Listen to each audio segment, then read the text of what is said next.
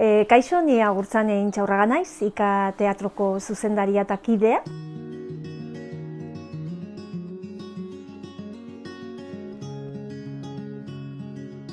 Gaur etorri zarete IKAren bulegora. Eta hemen nago nire lankideekin, Teresa arduratzen da komunikazioa eta salmentaz, Orrasun, administrazioa eta laboral zerbitzuaz. Momentu honetan hainbat gauza ditugu esku artean eta derrigorrez eduki behar ere bestela garai hauetan zaila da aurrera egitea.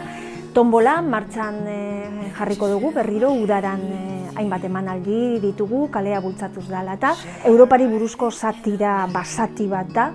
Iaz 20 emanaldi egin genitun eta oso harrera ona eduki gendu eta orain pena handiz, baina getxo musika berrin egingo dugu maiatzan 29an Batxarribotaren printzipioz azkena izango dana eta oso ikuskizun berezia izan da IKArentzat eta asko gozatu duguna, imaginatu emanaldi bakoitzean 50 egin ditugu, eskontza bat ospatu dugu, zer esango dizuet. Eta momentu honetan ere Oinkari dantza taldearekin sormen laboratorio batean murgilduta gaude, gerora ja ensaiotan hasteko eta gazte proiektua aurkeztuko dugu, urtarrilak 2an Onjarbin estrenaldia.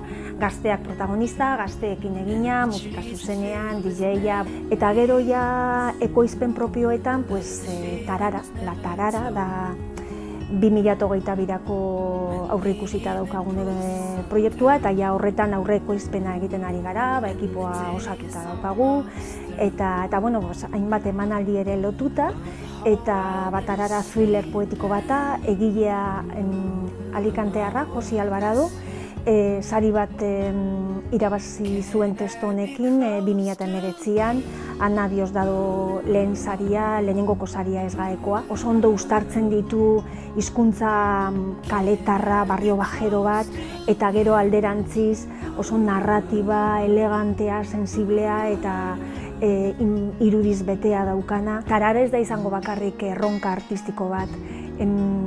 Enpresa modura ere erronka handia izango da, bizi ditugun garai hauetan sartzea 6 aktore 9 jiran, olako proiektu handi bat ematen du pixkat erotuta gaudela, baino salto handia izango da eta oso kontziente gara hori dela behar bada horrek ere bereizi egingo gaituela eta hau zela momentua. Orduan Tarararekin bain nahi duguna da berriro estatura salto egin, azkenan egotea da kolektibo baten parte zarela sentitzea.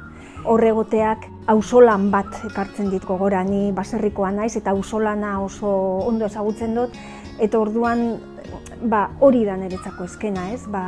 Elkar babestu, ezauera konpartitu, adostasunetara iritsi, sektore baten parte zarela sentitu, ez zarela bakarra eta ez zaudela bakarrik.